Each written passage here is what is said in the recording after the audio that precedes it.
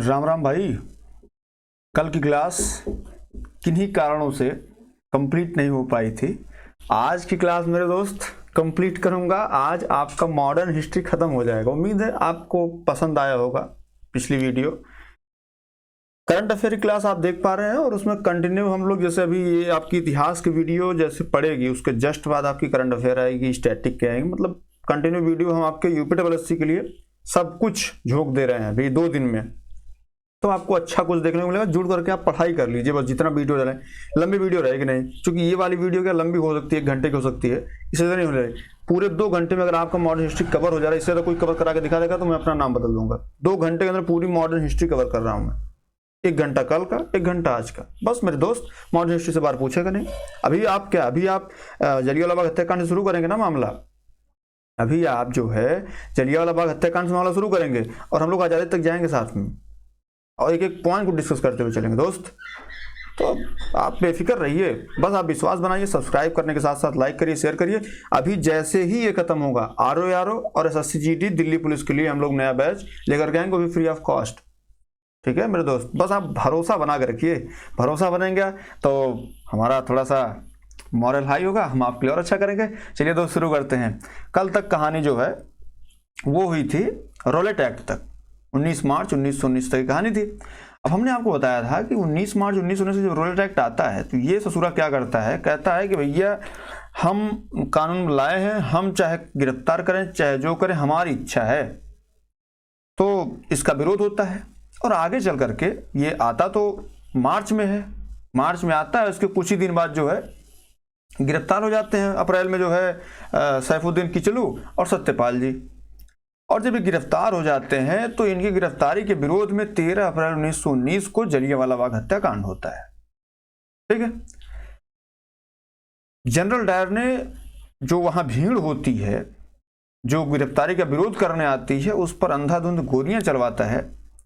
और इस विरोध के चक्कर में शंकरन नायर ने जलियांवाला बाग हत्याकांड के विरोध में ही वायसराय की कार्यकारिणी परिषद से इस्तीफा दे दिया। गांधी जी को जो 1915 में उपाधि दी गई थी कैसरे हिंद की, उसको उन्होंने वापस कर दिया।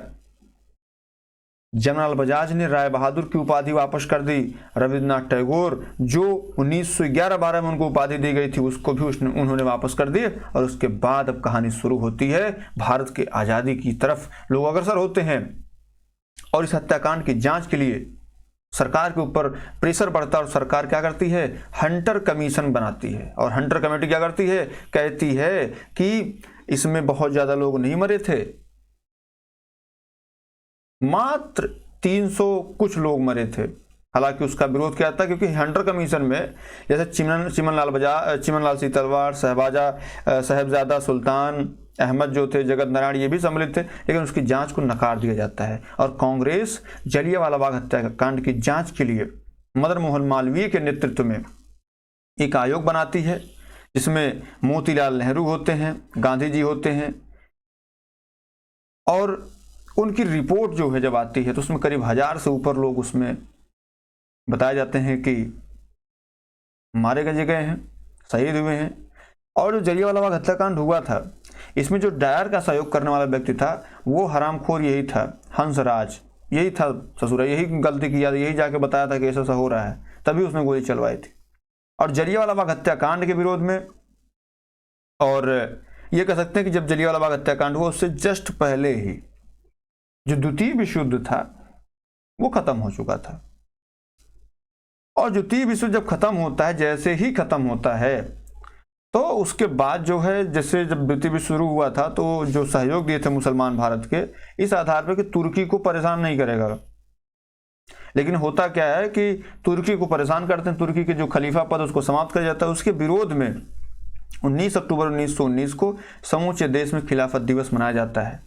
किसके नेतृत्व में, तो अली बंधु के नेतृत्व में। यह खिलाफत दिवस भारतीय मुसलमानों का मित्र राष्ट्रों के विरोध, विशेषकर ब्रिटेन के खिलाफ टर्की के खलीफा के समर्थन में आंदोलन था।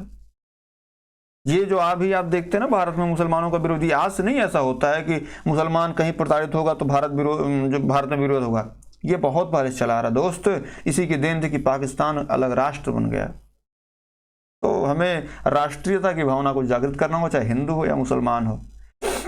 23 नवंबर 1919 को हिंदू और मुसलमानों की संयुक्त प्रेस कॉन्फ्रेंस हुई, जिसकी अध्यक्षता किसने की? महात्मा गांधी जी ने। और महात्मा गांधी को इसी वक्त, तब ये जिन्ना जो था ये राष्ट्रवादी व्यक्ति था, अभी इसके बाद से इसका राष्ट्रवाद गायब होना शुरू हो जाएगा। इसने कहा था गांधी जी से कि धर्म को आंदोलन में मत जोड़िए, धर्म को अलग रखिए, आंदोलन को अलग रखिए। गांधी जी ने कहा था नहीं, धर्म और आंदोलन बिल्कुल साथ साथ चलेंगे, ठीक है, क्योंकि राष्ट्र और आंदोलन का कोई धर्म नहीं होता है। बात क्लियर दोस्त? तो मुसलमानों को साथ लेने के लिए, जो कि है क्या कि अलग से जो कि मुस्लिम लीग का गठन हो चुका था 1906 में, अलग अलग मुद्दों पर ये विरोध भी कर रहे थे। तो गांधी जी ने सोचा कि पहली दफा मौका मिला है, हम एक कर लेते हैं इनको। तो रोलेट एक्ट, जलियांवाला बाग हत्याकांड, रोलेट एक्ट, जलियांवाला बाग हत्याकांड के विरोध में गांधी जी क्या करते हैं? 1 अगस्त 1920 को असहयोग आंदोलन आरंभ करते हैं और इसकी पुष्टि भारतीय राष्ट्रीय कांग्रेस ने दिसंबर 1920 में की। नागपुर अधिवेशन में जो इसकी पुष्टि मोहम्मद अली को सर्वप्रथम असहयोग आंदोलन में गिरफ्तार किया गया और मोहम्मद अली, एनी बेसेंट, विपिन चंद्रपाल ने कांग्रेस के इस असहयोग आंदोलन से सहमत नहीं थे। ये असहमति भी जताई और इन्होंने कांग्रेस छोड़ दी। गिरफ्तारी जैसे वापस आए छोड़ दिए कांग्रेस। इस असहयोग आंदोलन में एक चीज और, जब जैसे पूछा जाता है कि 1 वर्ष में स्वराज का नारा कब दिया गया था, तो असहयोग आंदोलन में दिया गया था। अगर आपसे कोई कहे कि असहयोग आंदोलन में क्या और चीजें हुई, असहयोग आंदोलन से अंग्रेजों की नींद हराम हो गई थी। अगर ये चल जाता आंदोलन तो फिर हो सकता है इसी समय आजाद हो जाता। और इसी 1920 में 31 अक्टूबर 1920 को जोशी ने ऑल इंडिया ट्रेड यूनियन के कांग्रेस की स्थापना की। उसके प्रथम अध्यक्ष कौन बने? लाला लाजपत राय बनाए जाते हैं। चलिए आगे बढ़ते हैं, अगली स्लाइड चलते हैं। उसके बाद आता है रीडिंग। रीडिंग की खास बात यह है, ये पहला जो है ऐसा वायसराय होता है जिसके टाइम में बहुत सारी घटनाएं घटती हैं और इसमें सबसे पहला 1921 में प्रिंस ऑफ वेल्स ने भारत की यात्रा की। इस दिन पूरे भारत में हड़ताल का आयोजन किया गया। 1921 में मोपला विद्रोह हुआ। 1921 में एम.एन. राय द्वारा भारतीय कम्युनिस्ट पार्टी का गठन किया गया और ये प्रेरित थे रसिया से। 1922 में इलाहाबाद में सिविल सेवा की परीक्षा की शुरुआत हुई, ठीक है।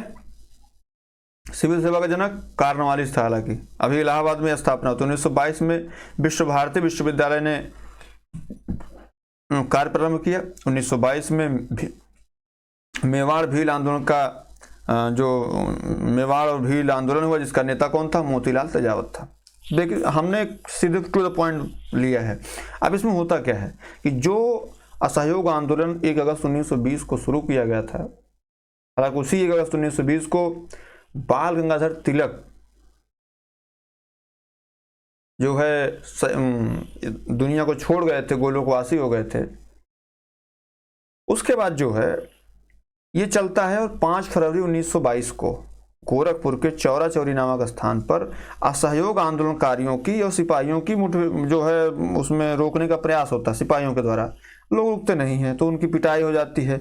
उस पिटाई के विरोध में जो भीड़ थी क्रोध में आकर के थाने में आग लगा देती है। एक थानेदार से कई सिपाहियों की मृत्यु हो जाती है और इस घटना से दुखी होकर के गांधी जी 12 फरवरी 1922 को आंदोलन को स्थगित करने की घोषणा करते हैं और 13 मार्च 1922 को जब हल्का सा गांधी जी जो है कमजोर पड़ते हैं तो इनको गिरफ्तार करके 6 वर्ष की कड़ी कारावास की सजा सुनाई जाती है। अभी 13 मार्च 1922, 12 फरवरी 1922, 5 फरवरी 1922, 5 को सुनते हैं, 12 को कहते हैं कि साहब आंदोलन स्थगित किया जा रहा है। ये इनकी सबसे बड़ी भूल थी, इसका बड़ा विरोध हुआ था। लगभग जितने भी उग्रवादी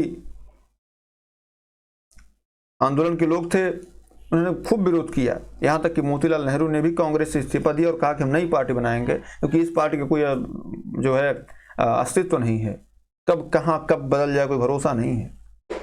तो 1923 में चित्तरंजन दास और मोतीलाल नेहरू ने इलाहाबाद में कांग्रेस के अंतर्गत स्वराज पार्टी की स्थापना की, जिसे 1923 के चुनाव में मध्य प्रांत बंगाल में पूर्ण बहुमत भी मिला था। स्वास्थ्य संबंधी कारणों से गांधी जी जो 13 मार्च 1922 को 6 वर्ष की कारावास की सजा झेल रहे थे, 5 फरवरी 1924 को रिहा कर दिया जाता है और वो कांग्रेस के बेलगांव अधिवेशन के अध्यक्ष बनाए जाते हैं।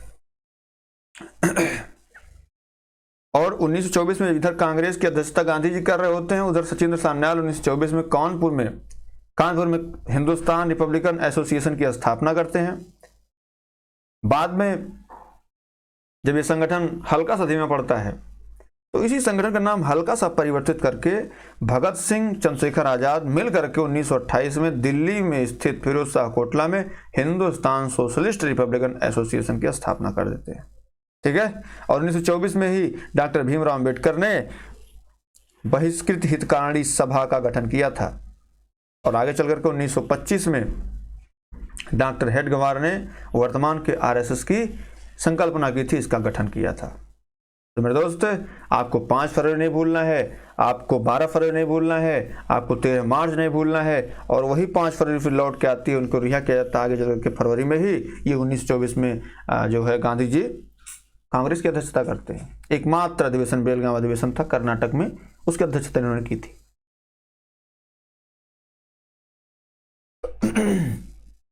एक घटना जो सबसे महत्वपूर्ण होती है, 9 अगस्त 1925 को 10 व्यक्तियों ने कानपुर से सहारनपुर जा रही ट्रेन, जो डाउन ट्रेन से रेल विभाग का खजाना काकोरी स्थान पर जो लखनऊ से पहले पड़ता है, लूट लिया, जिसे काकोरी कांड कहा गया। हालांकि इसका नाम उत्तर प्रदेश सरकार ने काकोरी ट्रेन एक्शन कर दिया है, या कोई कांड नहीं था, ये एक्शन था। इस घटना में सरकारी खजाने लूटने के विचार राम प्रसाद बिस्मिल का था और इनके साथ साथ इनके अलावा राजेंद्र लहिड़ी, रोशन सिंह, मनुनाथ गुप्त, अशफाक उल्लाह खान, सचिंद्र सान्याल भी सम्मिलित थे। राम प्रसाद बिस्मिल, राजेंद्र लहिड़ी, रोशन सिंह, अशफाक उल्लाह खान को दिसंबर 1927 में फांसी दे दी गई और सचिंद्र सान्याल को आजीवन कारावास की सजा मिली। मनुनाथ गुप्त को 14 वर्ष की कैद हुई। राम प्रसाद बिस्मिल यह कहते हुए शहीद हुए कि मैं इस राज्य के पतन की इच्छा रखता हूं। तो काकोरी ट्रेन एक्शन याद रख लीजिएगा, 9 अगस्त 1925 को थी, काकोरी नामक स्थान पर थी। राम प्रसाद बिस्मिल जो है इसमें नेतृत्व करता थे। रोशन सिंह, राजेंद्र लहिड़ी, अशफाक उल्लाह खान को इसमें फांसी भी हो गई थी। ठीक है। और 1925 में आर्य समाजी जो राष्ट्रवादी नेता श्रद्धानंद थे, जिन्होंने हिंदू मुस्लिम एकता के लिए 1921 में जो है जामा मस्जिद से भाषण दिया था, उनकी हत्या हो जाती है और इसके बहुत बड़ा विद्रोह होता है। और उसके बाद रीडिंग का कार्यकाल खत्म होता है और उसका दाता इरविन 26 से लेकर 31 तक रहता है। 1926 में अखिल भारतीय महिला संघ की स्थापना हुई है। 8 नवंबर 1927 को घोषणा की जाती है कि साइमन कमीशन नियुक्त किया जाएगा, जो भारत के प्रशासन संबंधी चीज़ों पर विचार करेगा, देखेगा। साइमन कमीशन 3 फरवरी 1928 को बम्बई पहुंचता है और इसका विरोध होता है। इसको चूंकि इसमें कोई भारतीय सदस्य नहीं था, इसलिए इसको व्हाइट कमीशन नाम दिया जाता है और कहा जाता है कि साइमन गो बैक। जब ये 30 अक्टूबर 1928 को लाहौर पहुंचता है, तो 30 अक्टूबर 1928 को लाहौर पहुंचने के साथ साथ इसका विरोध कौन करता है? आपके लाला लाजपत राय। लाला लाजपत राय इसका विरोध करते हैं, साइमन गो बैक का नारा देते हैं और कहते, और इसमें ये इनके खिलाफ लाठीचार्ज होता है और इस लाठीचार्ज में इनको टारगेट किया जाता है और इसमें ये बुरी तरीके से घायल हो जाते हैं। और जब घायल होते हैं, एकदम मरणशैया पर होते हैं, तो इन्होंने तब एक नारा दिया था कि मेरे सिर पर लाठी का एक एक प्रहार अंग्रेज शासन के ताबूत की कील साबित होगा। और कुछ समय बाद उनकी मृत्यु हो गई। भगत सिंह के नेतृत्व में पंजाब क्रांतिकारियों ने 17 दिसंबर 1928 को लाहौर में के तत्कालीन पुलिस कप्तान सैंडर्स की गोली मारकर हत्या कर दी, केवल इसी के विरोध में। और भारतीय चरमपंथियों द्वारा पब्लिक सेफ्टी बिल पास करने के विरोध में 8 अप्रैल 1929 को बुटकेश्वर दत्त और भगत सिंह ने दिल्ली में सेंट्रल लॉजिस्टिक असेंबली में खाली बेंचों पर बम फेंका। ये थोड़ा सा याद करने वाली विषय है, आप इसको याद कर लीजिएगा कि भैया 8 नवंबर 1927 को साइमन कमीशन गठन हुआ। 4 फरवरी को भारत आया। 30 अक्टूबर 1929 को ये लाहौर गया। 28 को लाहौर गया। 30 नवंबर 1928 को लाहौर जाता है। जब लाहौर जाता है तो लाला लाजपत राय इसका विरोध करते हैं इनके ऊपर लाठीचार्ज होता है, ये जो है गोलोकवासी हो जाते हैं। इसके विरोध में जो सैंडर्स होता है पुलिस कप्तान, उसकी हत्या कर दी जाती है 1928 में। और उसके बाद 1929 में 8 अप्रैल 1929 को पब्लिक सेफ्टी बिल के विरोध में दिल्ली के सेंट्रल डिस्ट्रिक्ट असेंबली में बम फेंका जाता है। और उस पत्र में एक पत्र भी फेंका जाता है। उस पत्र में कहा जाता है कि हमारा मकसद किसी जान लेना नहीं था, बल्कि बहरे कानों तक अपनी आवाज पहुंचाने का था। अगस्त 1928 में मोतीलाल नेहरू की अध्यक्षता में नेहरू रिपोर्ट प्रकाशित होती है। दरअसल ये जो साइमन कमीशन आया था, इसने चैलेंज किया कि आप अपना संविधान बना के दिखाइए, हम आपको जो है आज़ादी दे देंगे। तो इसके विरोध में, साइमन कमीशन के विरोध में नेहरू रिपोर्ट प्रकाशित होती है। कहा जाता है कि लो हम बना के दे दिए संविधान, दो आज़ादी हमको, पलट जाता है वो। और इसी क्रम में इसी के समय में लाहौर जेल में जतिन दास 13 फरवरी 1929 को भूख हड़ताल शुरू करते हैं, क्योंकि वहाँ पर जो भारतीय कैदी हैं उनके साथ अत्याचार अनाचार होता है। ठीक है, हालांकि इनकी मृत्यु हो जाती है 64वें दिन। और आगे चल करके हालांकि नेहरू रिपोर्ट को भी जो है मानने से इनकार कर दिया जाता है कि साहब ये हम नहीं मानेंगे इस रिपोर्ट को। मुस्लिम लीग भी इसको नहीं मानती है। आगे चल करके फिर कांग्रेस ने 1929 में लाहौर के अधिवेशन में पूर्ण स्वराज का लक्ष्य रखा, अपना लक्ष्य घोषित किया। और अधिवेशन की अध्यक्षता उस वक्त कौन कर रहे थे? जवाहरलाल नेहरू कर रहे थे। 31 दिसंबर 1929 को रात में 12 बजे जवाहरलाल नेहरू ने रावी नदी के तट पर नवगृहित तिरंगे झंडे को फहराया। और इस अधिवेशन में 26 जनवरी 1930 को प्रथम स्वाधीनता दिवस के रूप में मनाए जाने का निश्चय किया। और इसी के साथ साथ प्रत्येक वर्ष जो अभी 26 जनवरी मनाई जाती है गणतंत्र दिवस के रूप में, स्वतंत्रता दिवस के रूप में मनाए जाने की परंपरा शुरू की। 12 मार्च 1930 यही दौर था। 12 मार्च 1930 से सविनय अवज्ञा आंदोलन शुरू होता है, दांडी मार्च शुरू होता है, जो 6 अप्रैल 1930 को खत्म होता है। कहानी ये थी कि गांधी जी और उनके अनुयायियों ने दांडी मार्च की शुरुआत जो है वो नमक कानून जो था उसके विरोध में करी थी। लोगों के द्वारा नमक बनाना जो है वो कानून विरुद्ध हो गया था। और गांधी जी ने इसकी अवज्ञा कर करके जो सविनय अवज्ञा आंदोलन था, लोगों के द्वारा नमक बनाना सविनय अवज्ञा का क्या हो गया? प्रतीक बन गया। इस आंदोलन के चलते श्री राजगोपालचारी ने तमिलनाडु में दांडी मार्च जैसी एक मार्च का आयोजन किया। और यह आयोजन तिरुचिरापल्ली से वेदनाडे तक किया गया था। सरोजिनी नायडू जो कांग्रेस की अध्यक्ष होने के साथ साथ एक प्रसिद्ध कवियत्री भी थी, उन्हें सरकार के धरसना स्थित अहिंसक सत्याग्रहियों के द्वारा नमक के कारखाने पर मार्च का नेतृत्व किया गया। जो सरोजिनी नायडू थी 1925 में कांग्रेस की अध्यक्ष बनी थी। इस आंदोलन के चलते सरकार ने लोगों के ऊपर हिंसात्मक तरीके से लाठीचार्ज करना शुरू कर दिया, जिससे लगभग 300 से भी अधिक लोग घायल हो गए और 2 लोगों की मृत्यु हो गई। सविनय अवज्ञा आंदोलन में विदेशी वस्तुओं के बहिष्कार तथा लोगों के द्वारा हड़ताल की गई। लोगों ने सरकार को कर देने से मना कर दिया। इस आंदोलन में सविनय अवज्ञा आंदोलन शुरू हुआ। इस आंदोलन में ही सविनय अवज्ञा आंदोलन शुरू हुआ। भारत तत्कालीन वायसराय इरविन ने भारत के लिए प्रभुत्व का दर्जा देने की कोशिश की, लेकिन सविनय अवज्ञा आंदोलन के दौरान नमक बनाने के आरोप में महात्मा गांधी को गिरफ्तार कर जेल भेज दिया जाता है। और गांधी जी के अलावा जवाहरलाल नेहरू जैसे हजारों भारतीय राजनीतिक नेताओं को 1930 में के अंत तक कैद कर लिया जाता है। ब्रिटिश अधिकारियों ने आंदोलन को कुचलने की भरपूर कोशिश की और इरविन ने इसे समाप्त करने का एक रास्ता भी तलाशा। सविनय अवज्ञा आंदोलन कैसे समाप्त होगा? क्योंकि आपको पता है कि जैसे हम लोग 1929 में लाहौर अधिवेशन में पूर्ण स्वराज की लक्ष्य को निर्धारित कर चुके हैं। 31 दिसंबर 1929 को हम लोग शपथ लेते हैं रात में 12 बजे कि हम 26 जनवरी 1930 को स्वाधीनता दिवस मनाएंगे।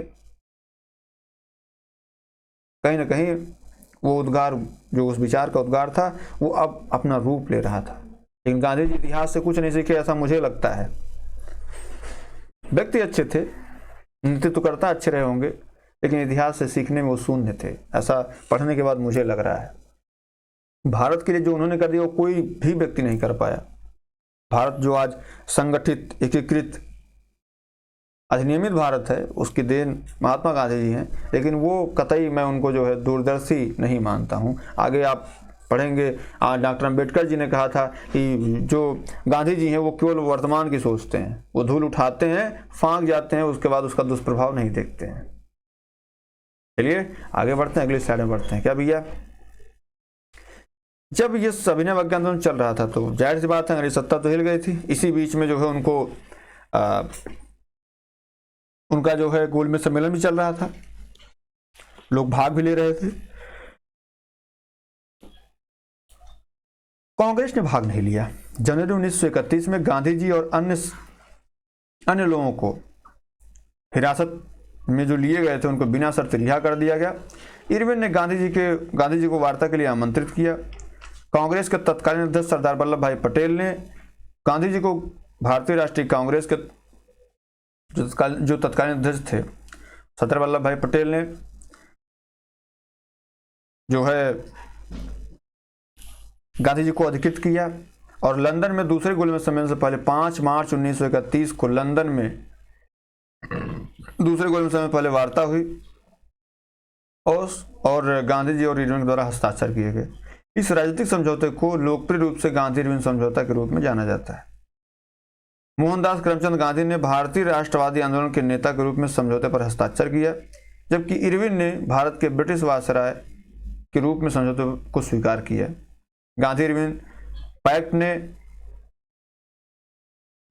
ब्रिटिश शासन के खिलाफ भारत में सविनय अवज्ञा की अवधि को अंत तक चिन्हित किया। गांधी इरविन समझौते के जो प्रमुख प्रावधान थे, गोलमेज सम्मेलन में भारतीय राष्ट्रीय कांग्रेस की भागीदारी, सविनय अवज्ञा आंदोलन की समाप्ति, कांग्रेस की गतिविधियों पर अंकुश लगाने वाले अध्यादेश को निरस्त करना, हिंसा में शामिल लोगों को छोड़कर व्यक्तियों के मुकदमे वापस लेने के लिए भी इन्होंने इस पे किया था। सविनय अवज्ञा आंदोलन के दौरान गिरफ्तार किए गए कैदियों की रिहाई और नमक कर को हटाना। भारत में और ग्रेट ब्रिटेन में कई ब्रिटिश अधिकारी एक ऐसी पार्टी के साथ एक समझौते विचार से नाराज थे जिसका घोषित उद्देश्य ब्रिटिश राज का विनाश था। हालांकि इसमें बहुत सारी बातें नहीं मानी गई जो आगे चलकर के विद्रोह का कारण भी बनी। अब इस समझौते के तहत गांधी जी जो है चले जाते हैं कहाँ, इंग्लैंड, और इसमें एक चीज बड़ा फेमस है कि गांधी जी चाहते तो भगत सिंह राजगुरु की फांसी रुक सकती थी।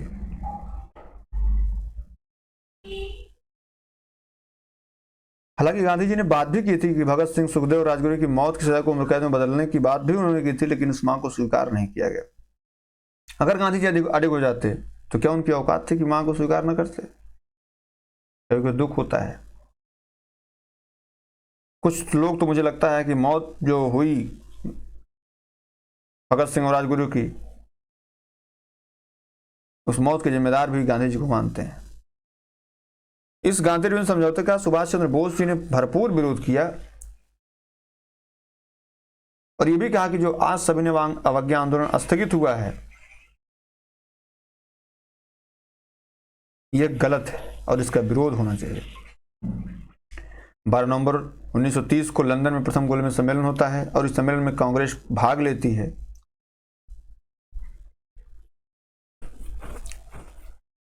सोचिए 5 मार्च को समझौता होता है, 23 मार्च 1931 को भगत सिंह, सुखदेव, राजगुरु को फांसी हो जाती है। कितना दुखद रहा होगा। लेकिन आगे चलते हैं। वेलिंगटन कांग्रेस का भारत का वायसराय बन के आता है और ये जो है कांग्रेस का जो 1915 में अधिवेशन हुआ था उसमें इसने हिस्सा भी लिया था। कि साहब हम जो है कांग्रेस कैसी है, क्या है, इसको देखने के लिए इसने हिस्सा भी लिया था। ठीक है मेरे दोस्त, अब आगे चलते हैं। आगे क्या है मैं आपको अंडरलाइन ऐसे ही कर दूंगा। 1931 में सरदार पटेल, एक मिनट दूसरा पेन चूज करते हैं, इसमें ज़्यादा हाईलाइटर है ना, दूसरा ये वाला चूज करते हैं या फिर हम इसको पीला ले लेते हैं दोस्त, सबसे बेहतर तो यही रहता है।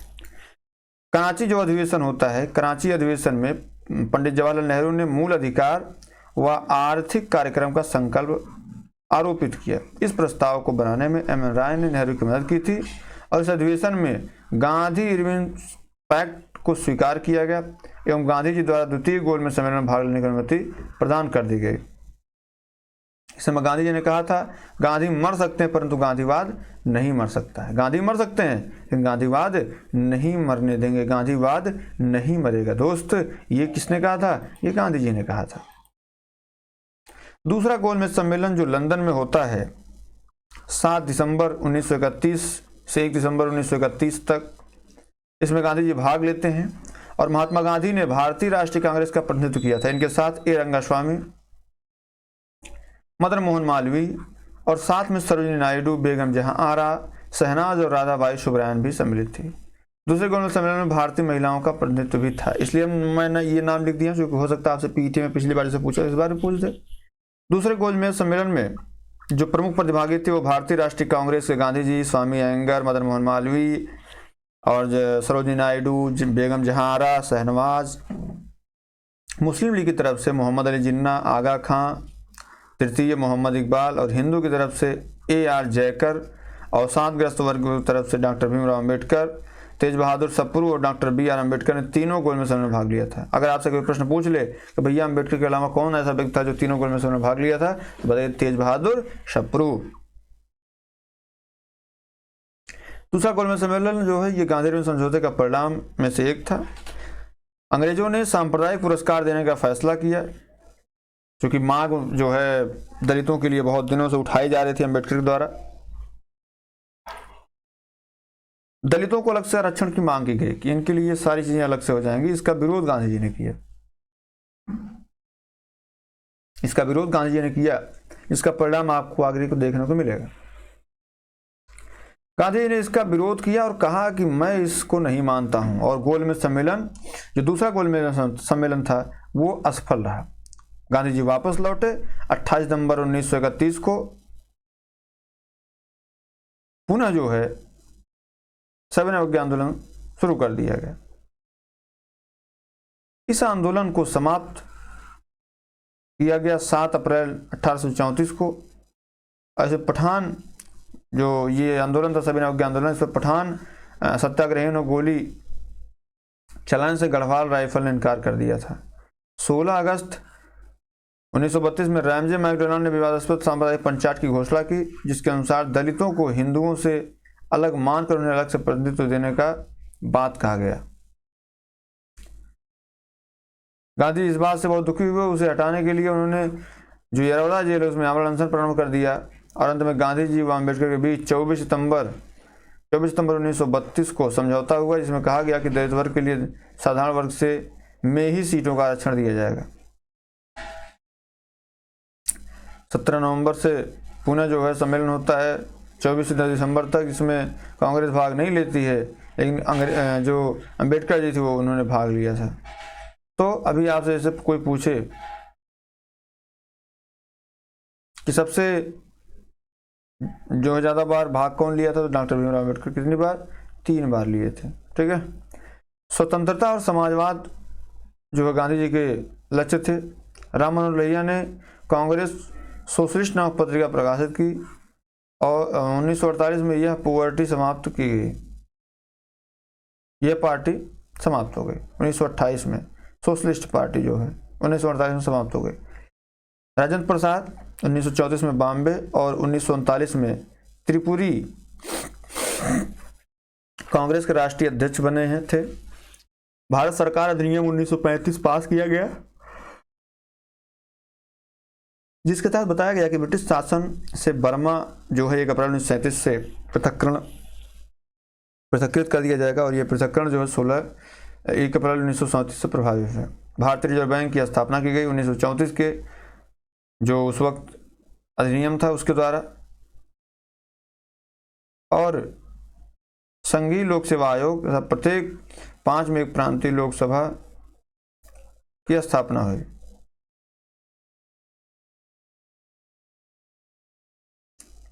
उन्नीस में संघीय न्यायालय का निर्माण किया गया।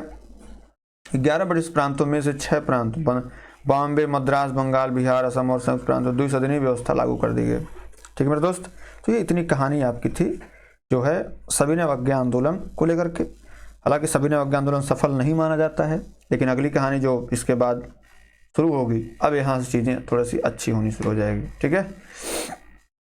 लिलितगो आता है इसके जस्ट बाद, और ये 1336 से 1943 तक रहता है। इसमें बहुत सारी चीज़ें होंगी। 11 अप्रैल 1936 को शाहजहां सरस्वती ने अखिल भारतीय किसान सभा की स्थापना की। स्वामी सहजानंद सभा के अध्यक्ष और NG रंगा भारतीय राष्ट्रीय किसान सभा के महासचिव थे। बिहार राज्य किसान सभा आंदोलन का जन्मस्थान कहा जाता है, और इस आंदोलन इस संगठन का लक्ष्य जो था वो जमींदारी व्यवस्था को समाप्त करना था और भूमि आय को कम करना था। ठीक है। जवाहरलाल नेहरू ने पहली बार अखिल भारतीय किसान सभा को संबोधित किया था। ठीक, पहली बार जो है अखिल भारतीय किसान महासभा को संबोधित किया था, जो है ये 1936 में।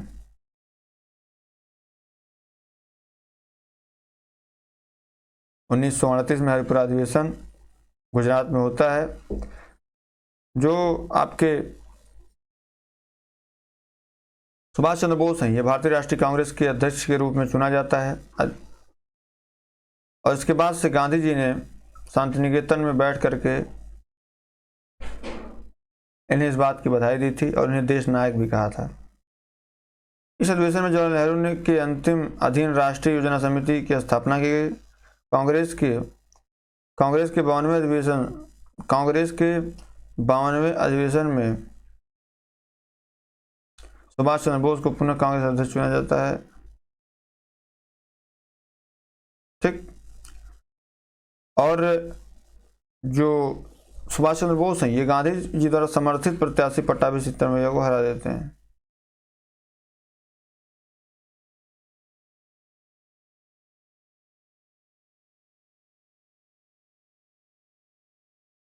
राजेंद्र प्रसाद 1939 में अप्रैल में सुभाष चंद्र बोस को जब यह त्रिपुरी अधिवेशन में अध्यक्षता से इस्तीफा दे देते हैं, जो कि कार्यकारिणी नहीं बन पा रही थी, तो सुभाष चंद्र बोस के इस्तीफा देने के बाद राजेंद्र प्रसाद भी अध्यक्ष बने थे, और इस संकट को त्रिपुरी संकट के नाम से जाना जाता है।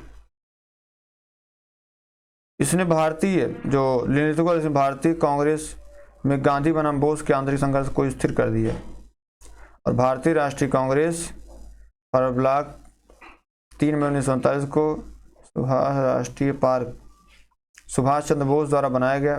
फॉरवर्ड ब्लॉक 3 मई 1939, 29 अप्रैल को इस्तीफा देते, 3 मई को 1939 को जो है ये भारतीय राष्ट्रीय कांग्रेस से अलग करके क्या बना लेते हैं, फॉरवर्ड ब्लॉक। देखिए है क्या, जिसे पूछ ले सकता है आपसे कभी कि फॉरवर्ड ब्लॉक जो ये कैसी संस्था है, तो एक राजनैतिक संस्था है। ठीक है, कैसी संस्था है, राजनैतिक संस्था है। बात क्लियर है।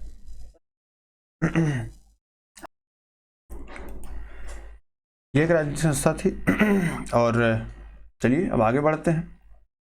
अगला क्या है, अगले पड़ाव की तरफ चलते हैं, और इसमें पहली दफा जो है चुनाव कराए जाते हैं।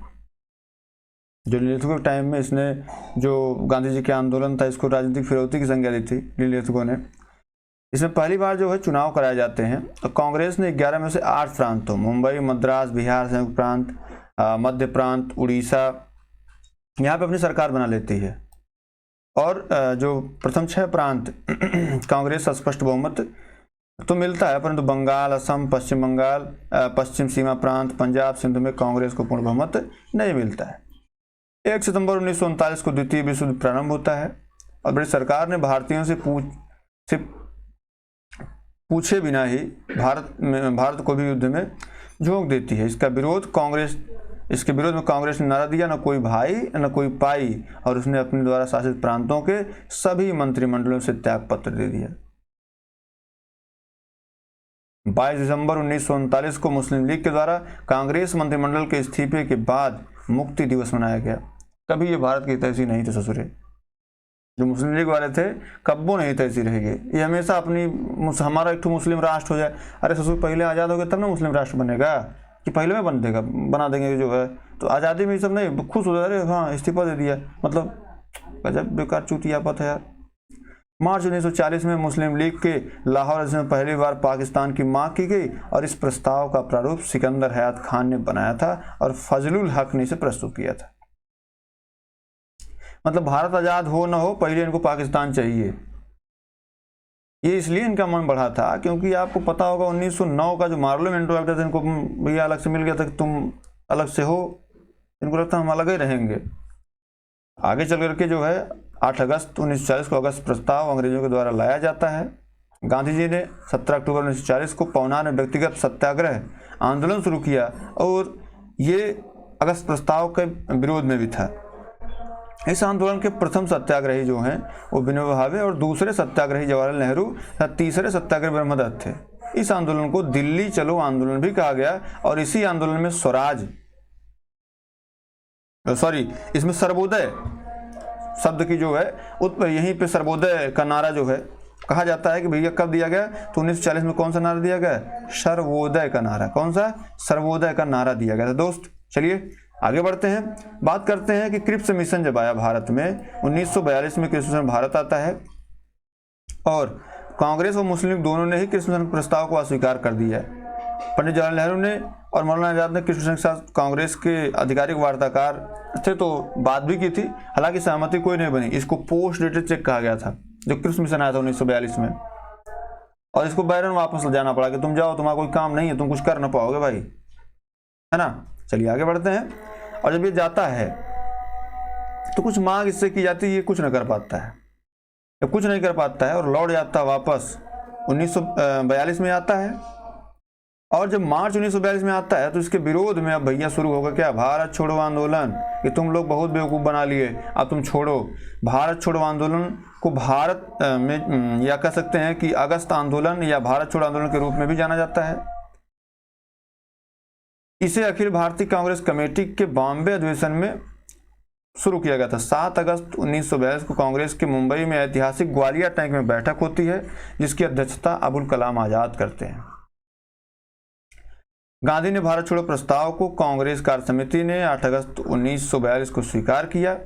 7 अगस्त को बैठक हुई, 8 अगस्त को स्वीकार किया गया और 9 अगस्त 1942 को भारत छोड़ो आंदोलन की शुरुआत हुई।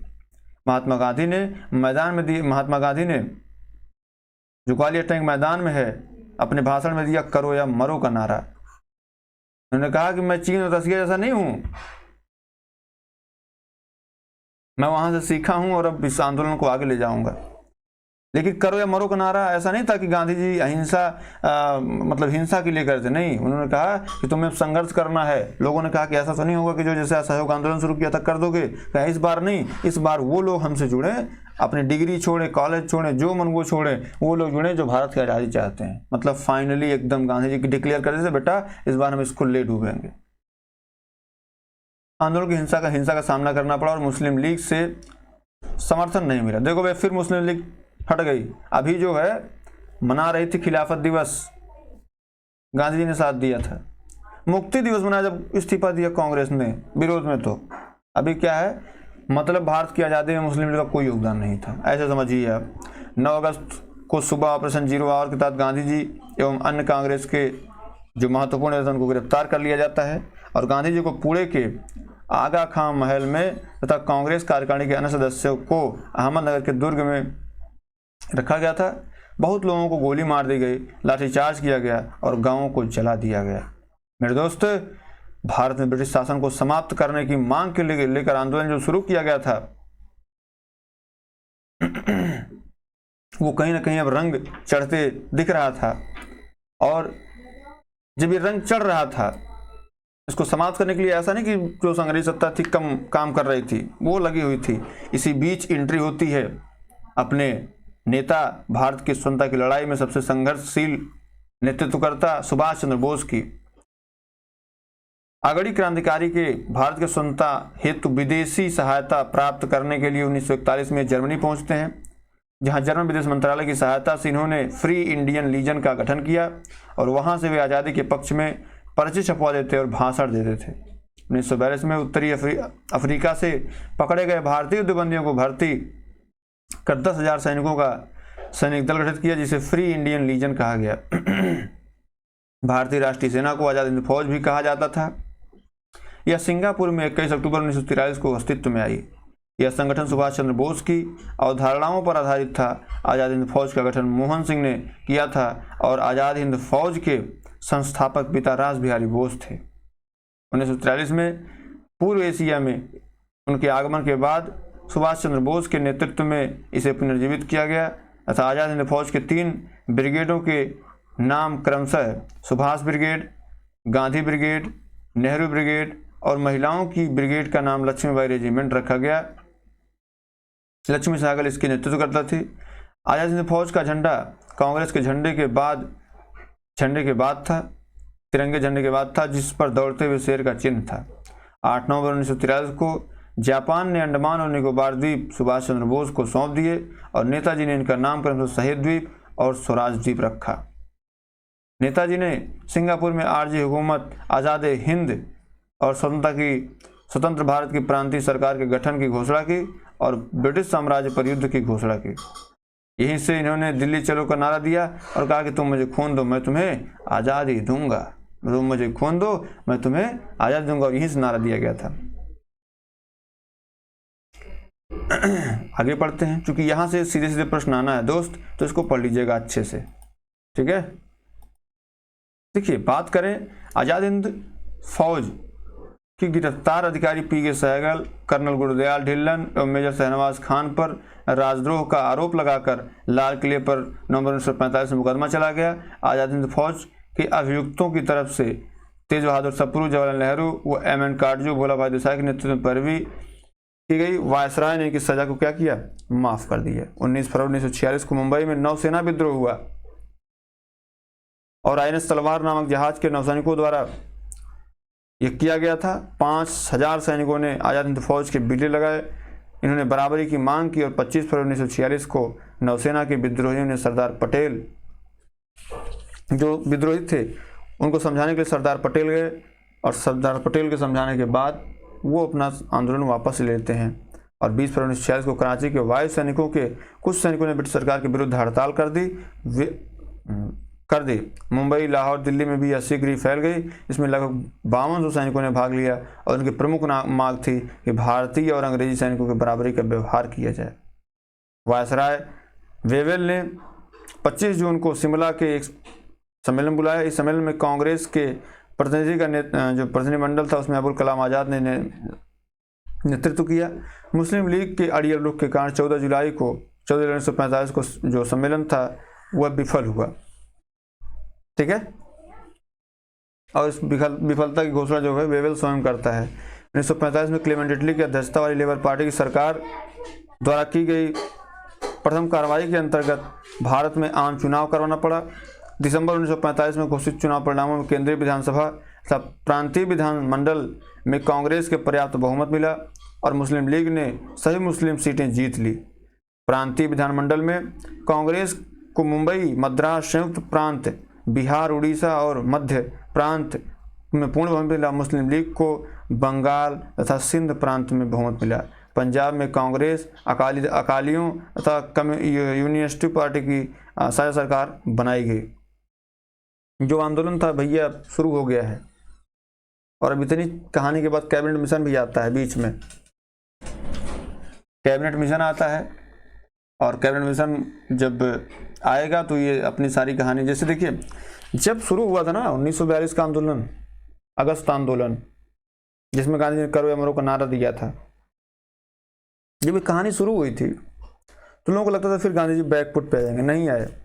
दमनकारी नीतियों के द्वारा उसका दमन कर दिया गया, लेकिन जो सुभाष चंद्र बोस बाहर से प्रेशर बना रहे थे उसका भी एक प्रभाव पड़ा। और प्रधानमंत्री, जब लेबर पार्टी की सरकार वहां आती है तो प्रधानमंत्री इटली जो है ये 15 फरवरी 1946 को भारतीय संविधान की स्थापना एवं तत्कालीन ज्वलंत समस्याओं पर भारतीयों से विचार विमर्श करने के लिए कैबिनेट मिशन को 24 मार्च 1946 को भारत में भेज देते हैं। इस मिशन के सदस्य जो थे वो स्टेफोर्ड क्रिप्स थे जो कि अध्यक्ष थे बोर्ड ऑफ ट्रेड के, पैथिक लॉरेंस जो भारत सचिव थे और एवी अलेक्जेंडर जो नौसेना के मंत्री थे। कैबिनेट मिशन पैथिक लॉरेंस के नेतृत्व में ही यहाँ आया था। उनसे जो ज्वलंत मुद्दे थे उन पर बातचीत होती है और कैबिनेट मिशन योजना को मुस्लिम लीग ने 6 जून 1946 को स्वीकार किया और कांग्रेस ने 25 जून 1946 को स्वीकार कर लिया। और स्वीकार किए जाने के पश्चात संविधान सभा ने निर्माण के लिए हुए जो चुनाव जो जुलाई 1946 में संपन्न हुए, कांग्रेस ने 214 सामान्य स्थानों में से 205 स्थानों पर जीत दर्ज की और मुस्लिम लीग ने 78 मुस्लिम स्थानों में से 73 स्थानों पर जो है जीत दर्ज की। हालांकि जो कांग्रेस को 4 सिख सदस्यों का भी समर्थन प्राप्त था। मुस्लिम लीग ने 16 अगस्त 1946 को सीधी कार्रवाई दिवस के रूप में मनाया। सर्वप्रथम प्रत्यक्ष कार्रवाई दिवस कोलकाता मनाया गया। उस समय बंगाल में मुस्लिम लीग की सरकार थी और बंगाल के मुख्यमंत्री शहीद सुहरावर्दी थे। सबसे पहले यह प्रत्यक्ष डायरेक्ट एक्शन डे 16 अगस्त 1946 को मनाया गया। जवाहरलाल नेहरू ने के नेतृत्व में अंतरिम सरकार का गठन 2 सितंबर 1946 को होता है और 26 अक्टूबर 1946 को मुस्लिम लीग के 5 सदस्य भी इसमें शामिल कर लिए जाते हैं। 2 सितंबर को गठन होता है। 26 अक्टूबर, माफ करिएगा, यहाँ पे 26 अक्टूबर 1946 नहीं होगा, हाँ सॉरी, 26 अक्टूबर 1946 को जो है शामिल कर लिया गया। माफ करिएगा, थोड़ा सा हम दिमाग से उतर गया। 26 अक्टूबर 1946 को जो मुस्लिम लीग भी इसमें शामिल हो जाती है। मतलब आंदोलन करेंगे, मुस्लिमों का नहीं करेंगे, अंग्रेजों का विरोध करेंगे, नहीं करेंगे, तो करोगे क्या बे? ये लोग क्या कर रहे थे कि सरकार बन रही, अच्छा शामिल हो जाओ, धीरे से मंत्री बन जाओ। जैसे रामचंद्र, वो कौन, राजभर है ना अपने, वो यूपी वाला, ये भी तो क्या करता है, ये बंद करता है, बक बक बोलना है, बन जाना है। 20 फरवरी 1947 को प्रधानमंत्री क्लेमेंट एटली लेबर पार्टी ने हाउस ऑफ कॉमन्स में यह घोषणा की कि जून 1948 तक हम प्रभु सत्ता जो है ये भारतीयों के हाथ में सौंप देंगे। कब घोषणा की? 20 फरवरी 1947 को। ठीक है दोस्तों, तो चलिए आगे बढ़ते हैं नेक्स्ट स्लाइड पर, जो कि हमारी अंतिम स्लाइड होने वाली है दोस्त, और इतिहास सीधे सीधे खत्म हो जाएगा। तो आपसे निवेदन भी सब्सक्राइब भी कर देना यार थोड़ा सा। माउंटबेटन 1947 से 48 से सत्ता हस्तांतरण के लिए 24 मार्च 1947 को भारत का गवर्नर माउंटबेटन को बनाया जाता है। 27 मार्च 1947 को मुस्लिम लीग ने पाकिस्तान दिवस के रूप में मनाने की घोषणा करी। 3 जून 1947 को माउंटबेटन योजना घोषित होती है, जिसके पास भारत विभाजन का जो बड़ा काम था वो सम्मिलित था। 14 जून 1947 को कांग्रेस महासमिति की बैठक में गोविंद वल्लभ पंत ने देश के विभाजन को, जो माउंटबेटन योजना थी, उसको स्वीकार करने का प्रस्ताव पेश किया। उस प्रस्ताव का समर्थन अबुल कलाम आज़ाद ने किया, जो बंटवारे का विरोध करते आ रहे थे। आज़ाद ने कहा, कांग्रेस कार्य समिति का फैसला सही फैसला नहीं है, लेकिन कांग्रेस के सामने कोई रास्ता भी नहीं है। गांधी, नेहरू और पटेल के समर्थन के बावजूद कांग्रेस कार्य समिति का देश विभाजन का प्रस्ताव अखिल भारतीय कांग्रेस समिति में सर्वसम्मति से पास न हो सका। 161 सदस्यों ने इनके खिलाफ वोट दिया या वे तटस्थ रहे। प्रस्ताव का विरोध करने वाले जो सिंध कांग्रेस के नेता चौथी राम मिडवानी, पंजाब कांग्रेस के अध्यक्ष डॉक्टर किचलू और पुरुषोत्तम दास टंडन, मौला स्वास्थ्य सही नहीं है, लेकिन फिर भी समझ लीजिए संघर्ष इसलिए क्योंकि आपसे वादा किया है, हफीजुर रहमान थे। 4 जुलाई 1947 को ब्रिटिश संसद में इटली द्वारा जो क्लेमेंट एटली द्वारा भारतीय स्वतंत्रता विधेयक पेश किया जाता है। 15 जुलाई को बिना संशोधन के हाउस ऑफ कॉमन्स द्वारा 16 जुलाई को ये पास करके हाउस ऑफ लॉर्ड्स के बाद भेज दिया जाता है। 18 जुलाई को उस पर ब्रिटिश सम्राट के हस्ताक्षर हो जाते हैं, इसका स्वीकृति मिल जाती है और इस विधेयक के अनुसार भारत और पाकिस्तान 2 स्वतंत्र राष्ट्रों के रूप में घोषणा की जाती है। 15 अगस्त 1947 को भारत स्वतंत्र संग्राम हुआ और स्वतंत्र भारत का प्रथम गवर्नर जनरल लॉर्ड माउंटबेटन बना। हालांकि स्वतंत्र भारत के प्रथम एवं अंतिम भारतीय गवर्नर जनरल राजगोपालाचारी बने। स्वतंत्रता प्राप्ति के समय कांग्रेस के अध्यक्ष कौन थे? JB कृपलानी, और प्रधानमंत्री ब्रिटेन कौन था? वो था क्लेमेंट एटली लेबर पार्टी। ठीक है दोस्तों, तो आपके इतिहास की क्लास क्या हुई? खत्म हो गई। अब जाके प्रैक्टिस कर लीजिएगा, शायद यहाँ से कुछ प्रश्न बचेगा, क्योंकि हमने बहुत सारा इसमें जोड़ रखा था और बहुत सारी चीज़ें आपको पढ़ाई, आप लोग पढ़े, इसके लिए हृदय से आभार। अब बहुत जल्दी आपके सामने वीडियो आने वाली है, जैसे पठार, प्रमुख उपनाम, ये सारी वीडियो आने वाली। ठीक है दोस्त, चलिए बहुत बहुत धन्यवाद आपका।